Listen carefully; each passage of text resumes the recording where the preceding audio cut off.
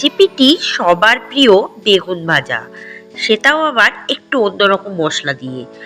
তাহলে দেরি না করে দেখে দিন ঝটপট রেসিপিটি। প্রথমে আমি একটু গোল গোল করে দেখুন বেগুনটা কেটে দিয়েছি, একটু মোটা মোটাই রেখেছি।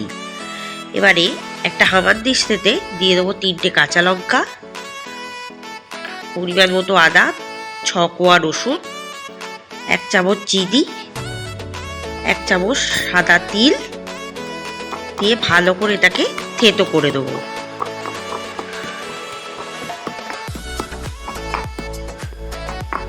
আপনারা চাইলে একবার মশলাটা ভালোভাবে বেটেও দিতে পারেন, কিন্তু থেতলে দিলে বেশি ভালো খেতে হয়।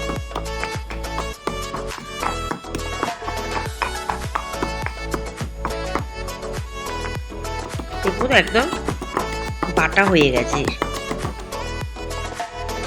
এরপর ওই বেগুনের মধ্যে দিয়ে দেবো 1 চামচ লবণ,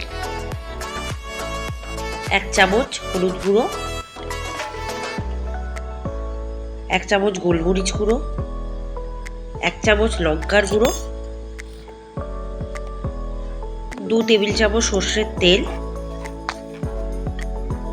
আর ওই বাটা থেতলানো মশলাটা দিয়ে ভালো করে বেগুনের গায়ে মাখিয়ে 30 মিনিট রেখে দেবো। তাহলে বেগুনটা কিন্তু খুব তাড়াতাড়ি কম তেলেই ভাজা হয়ে যাবে।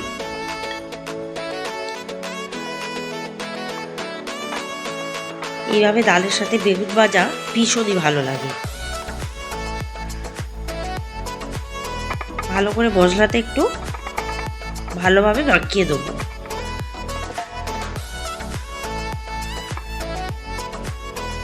দিয়ে এভাবে 30 মিনিট রেখে দেবো।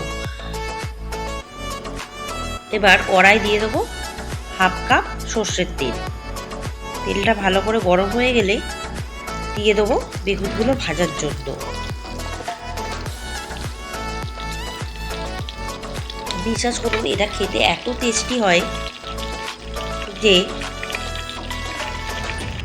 কোনো তুলনাই হয় না। এবার আস্তে আস্তে ও পিঠটাও উল্টে দেবো। আর এই বেগুন ভাজার তেলটাও কিন্তু আমার কাজে লাগবে। খুব লাল লাল করে ভেজে দেবো যাতে বেগুনটা ভালোভাবে সিদ্ধ হয়।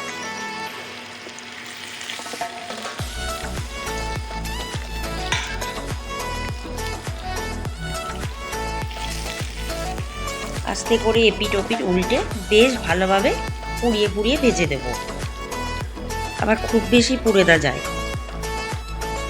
এবার ওপর থেকে দিয়ে দেবো কয়েকটি চিনির দানা সমস্ত বেগুনে। এবার উল্টে দেবো, উল্টে পাল্টে ভালো করে লাল লাল করে ভেজে দিতে হবে যাতে বেগুনটা সিদ্ধ হয়, নরম হয়ে যায়। দেখুন বেগুনটা কিন্তু একদম ভাজা হয়ে গেছে।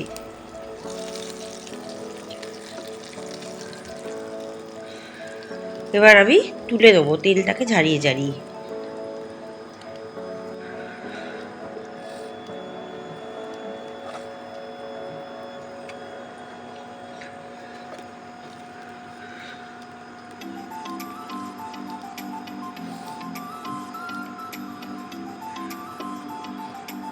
এবার কড়ার মধ্যে যে তেলটা আছে সেই তেলটা কিন্তু ঢেলে দেবো।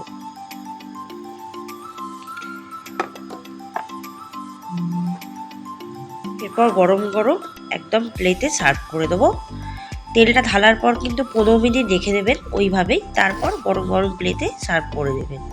রেসিপিটি ভালো লাগলে অবশ্যই চ্যানেলটিকে সাবস্ক্রাইব করবেন, বেল আইকনে ক্লিক করবেন, উপর থেকে একটু সর্ষের তেল ঢেলে দেবো 1 চামচ, আর একটু গোলমরিচের গুঁড়ো ছড়িয়ে দেবো। রেসিপিটি বাড়িতে বানিয়ে আমার চ্যানেলটিকে সাবস্ক্রাইব করে এগিয়ে দিয়ে যাবেন। ধন্যবাদ।